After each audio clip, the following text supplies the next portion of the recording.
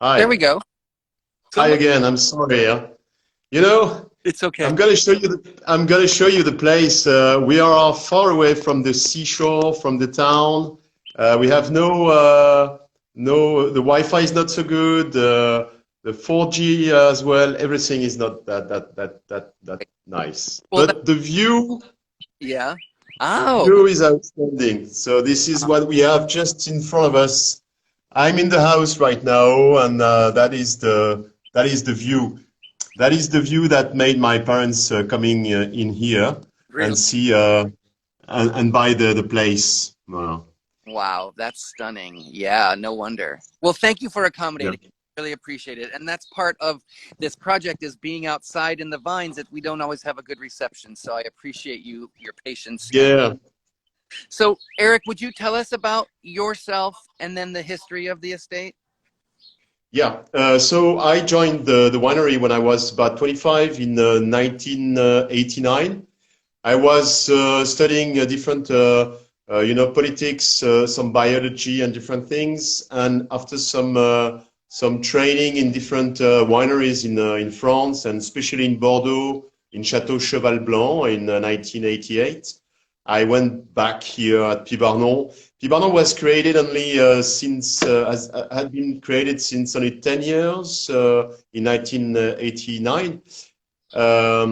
But I went in, with the fantastic enthusiasm, that you can have in such a place and in such an area where you growing some Mourvèdre and be actor of this big adventure that was Pibarno at that time.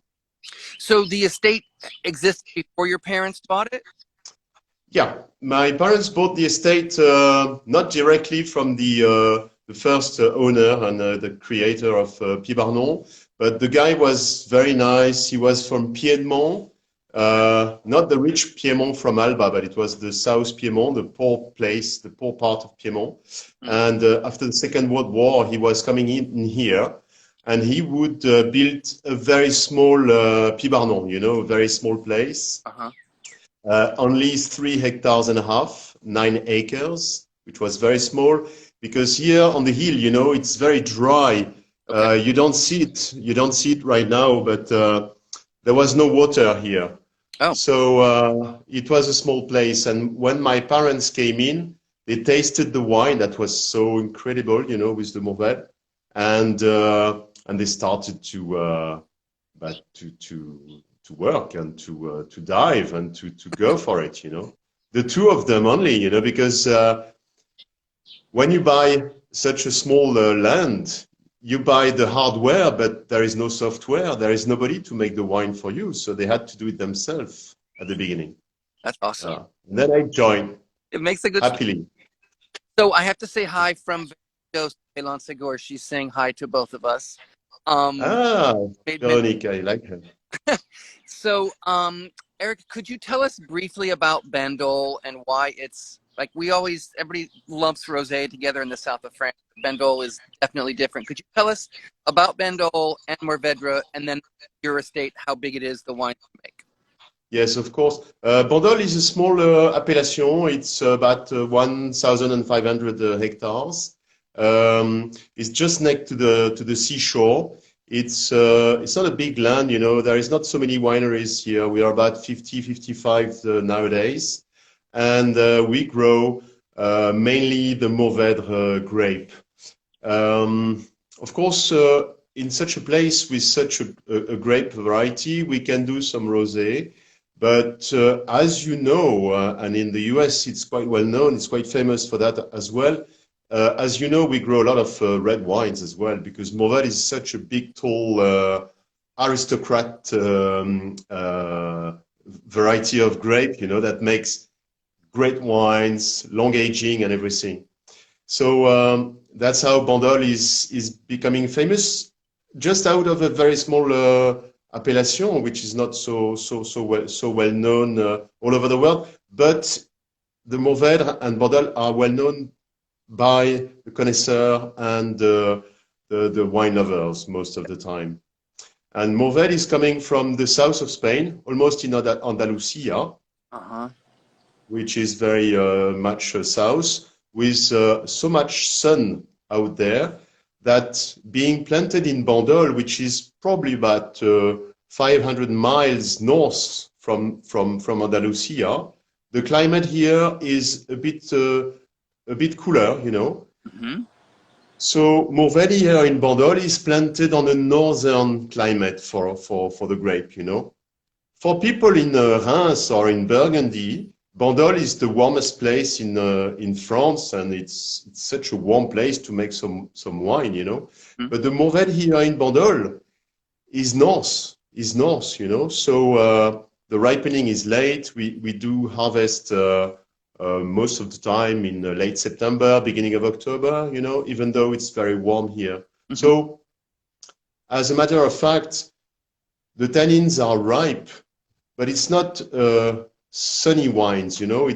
I would rather say light. I mean the light, the light itself, light wine, you know. Hmm. Wine not from the heat, but from the light. Yeah, for sure. So how Yeah. how many hectares do you have? And is it just So now, yeah, Pibarnon started at 3.5 hectares, and now we run about 52. wow? And yeah, well, it's been increasing a lot, you know, in the very first years. And then we had the opportunity to buy the big amphitheater, which is quite emblematic of our place. I can show it to you again. These- It was bought in. Sorry. People come in and out of the conversation, so it's good Okay. minutes or every 10 minutes to show this. Yeah.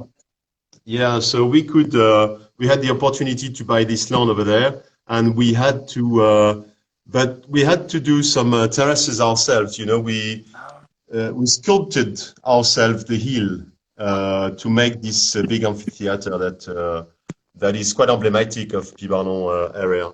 So it's a great opportunity to increase in such a way on the same terroir as the rest of Pibarnon, which is because the terroir is very important for Mourvèdre.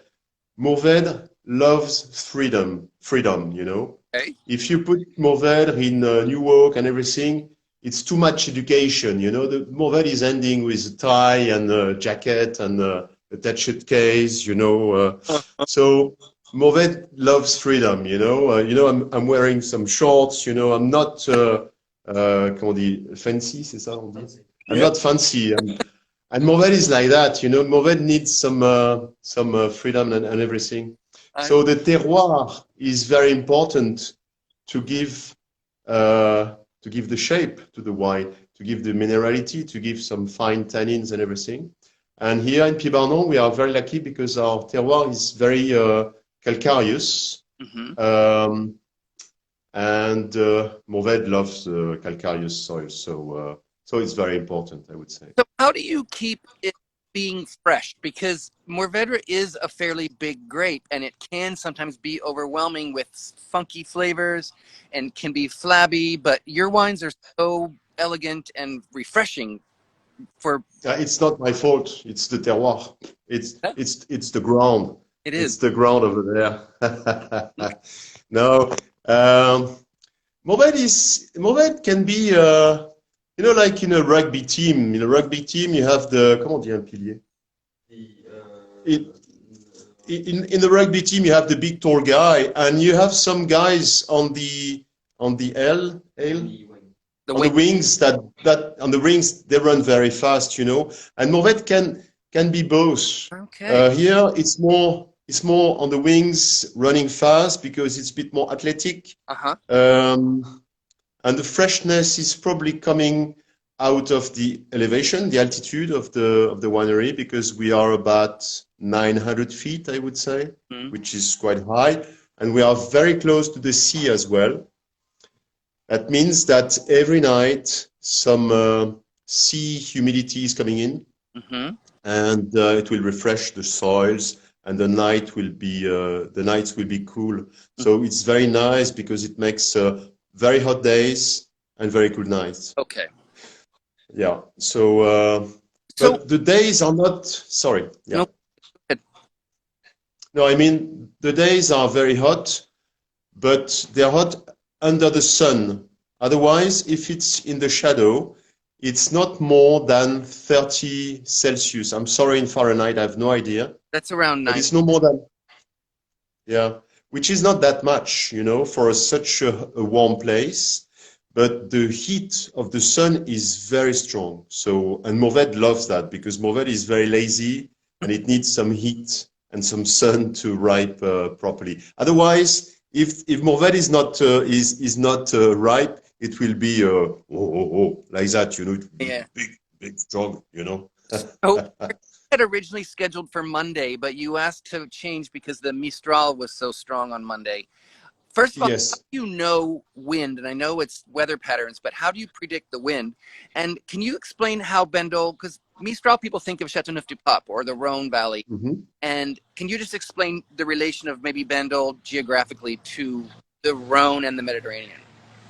Yeah, well, Bandol is not so far from the Rhone Delta, and Mistral is blowing from around Lyon or Bourg-en-Bresse, on the North Rhone Valley, because in Genoa, in Italy, Genoa Gulf, Yeah. there is a depressure. There is a depressure. Oh. So it's a low pressure, so it's sucking the air from where it can come, Uh-huh. and it can come from the Rhone Valley, and it's like a corridor, So of course, the wind is going to be very strong, and Mistral is fantastic. So we get the tail of Mistral. We don't get as Mistral as they get in Châteauneuf-du-Pape, but we have about 60, 70 days of Mistral, and especially Mistral is very important for us because it will blow after a rain, and especially during the harvest. Sometimes it can be raining because the east depressure can bring some rain right here. Mm-hmm. But the next day, as it's a depressure, low pressure, the Mistral will blow and dry everything like a fan, a hair dryer, So it's fantastic, and it's cold as well, which is good because it will cool down the grapes as well when we do the harvest. So do you predict it because you know the low pressure, or are there other techniques to know when the wind? Well, yes. Well, the technique is not so difficult the day before because you can see this kind of comment dire, plate clouds, Oh. very, very high, Mm-hmm. and then you can predict that the next day it's going to be some Mistral. But luckily, we have a good weather forecast as well for the Mistral wind. That's awesome. The very place right here, Bandol, is difficult to for the weather forecast for the rain because sometimes it will rain 5 miles away from here. Uh-huh. Sometimes it will come here. We never know exactly, Sometimes in Marseille it can be raining like cats and dogs, and here it's totally dry. But we do have some water because we don't irrigate here. There is no irrigation, no possible. It's forbidden for the moment, and also we have no water on the top of the hill right here, so we cannot irrigate. We have to trust the climate itself, and the rain. Um, David Hinkle just joined, and then there's some people from Greece and Uganda, actually. Could you show them out the window again, proof that we're really there? Yeah, sure, of course. Well, I guess David knows, but David people probably. from Greece. I've been told that there is some Mourvèdre planted in Greece over there as well. So I Okay. would be very interested in tasting it. And we have an importer there. To get a trade going. Some nice people. Thank you, Eric. So can you tell me Okay. food goes with your wine, and maybe is it because I'm thinking about a daube, which is more Rhone, or no, it's Provençal, but Yes. I had it in the Yeah, Rhone. yeah. Daube is okay. Daube is okay. But Daube, I would say maybe it's the kind of dish for maybe 10, 20 years ago, we would all dive for a Daube. We would love it, and especially with the Bandol tannins and everything. But nowadays we have more appetite for maybe for lamb, with kind of pink cooking, some duck. some beef, of course, some games such as comment on dit, here it's a thrush, but you don't shoot thrush in or you don't? in the US, maybe, I don't know. Or geese, of course, and everything. Meat, meat, meat. Meat with blood, if it's duck, for instance, you know, the famous canard au sang, Hmm. which is great. It can be pig as well, you know. In some restaurant, you can have a half head of pig, you know, of young pig, porcino, Hmm. which is fantastic with our wines. And with the rosé, Yeah. the bouillabaisse, the the red millet, and any spices, you know, saffron, light spices, sea urchins, botarga, prosciutto, fantastic with the rosé. Sure. So my first eye-opening pairing was with sweetbreads, and they're both kind of Ah, heavy and rich, but the wine was a fantastic pairing. oh Um, yeah. I always pour a Bandol Rose by the glass in the fall, but can you tell me why people should drink Pibarnon Rose instead of Provence, and why they should drink it maybe in January or year round? Because why should they drink Bandol? Yeah, of course. Well, I mean, here in Bandol, most of the time, most of us, we don't produce bikini rosés. That could be my answer, you know. We don't produce bikini rosés. We try to make rosé with a length, with some saltiness, some sap, um, some nice flavors, and so on.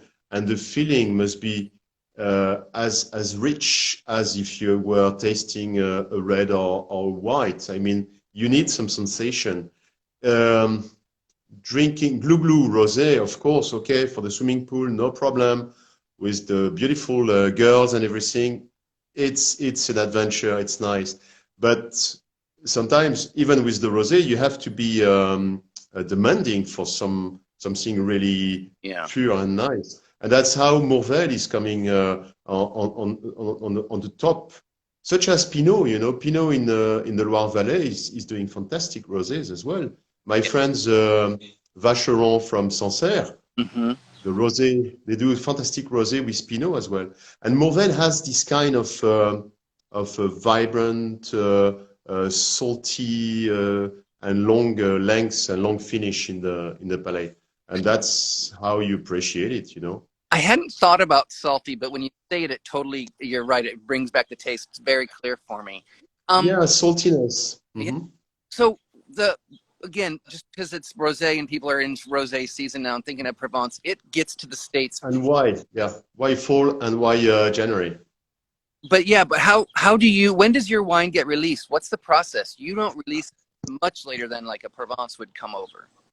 Yeah, we do. We do release. We are still here selling Rosé 2018, for Okay. instance, and we are waiting for the 2019, which is almost ready. You know, it's like a runner, like Carl Lewis in Ready, Steady, Go. You know, it's almost there, but at the beginning of in spring or in the beginning of the summer, I feel that the rosé is fantastic, but it's still a little bit compact, you know. Oh, And I love when the rosé has when the length is going through, is going on a bit more comment on dit caressant, um, caressing, you know. oh, You okay. see what I mean Yeah. when the length. So, but of course, when it's very hot outside and when it's with the summer food and summer food pairing, of course, the exuberance, explosive style of our rosé is also great to share at that time. Yeah, sure, for sure. Um. And with the foie gras, I forgot because, as you know, as you may know, we do a rosé, a pure Mourvèdre rosé, 100% rosé, and which is called Nuance, Nuance. Oh, okay. And I had a few food and wine pairing with foie gras. It was just amazing, amazing. Because there is a little bit of a refreshing bitterness into in the wine itself, you know, that will make the link with the food, For sure. which is nice. So Yeah. how long can I keep, like how many years can I keep a rosé? Much more than many rosés. The Bandol Rose will keep for a few years. It depends how patient you are. If you can wait for a decade, it's Really worth it. You can do it. Yeah, sure. put a few. Yeah. I had, you know, many restaurants in France and 2-3 star Michelin restaurants in France didn't open for summertime, you know, especially in Paris. And I had the sommelier from Taiwan in Paris, and we opened a rosé 2011 just last week. Okay. Just last week, you know, and it was great. I mean, the Mourvèdre has the capacity of evolution, which is just amazing. It's incredible, and it's worth it because the flavors are starting kind of spice, apricot, a different style, and and then it becomes so much complex, you know, and the licorice is coming in as well, and with the rosé and everything.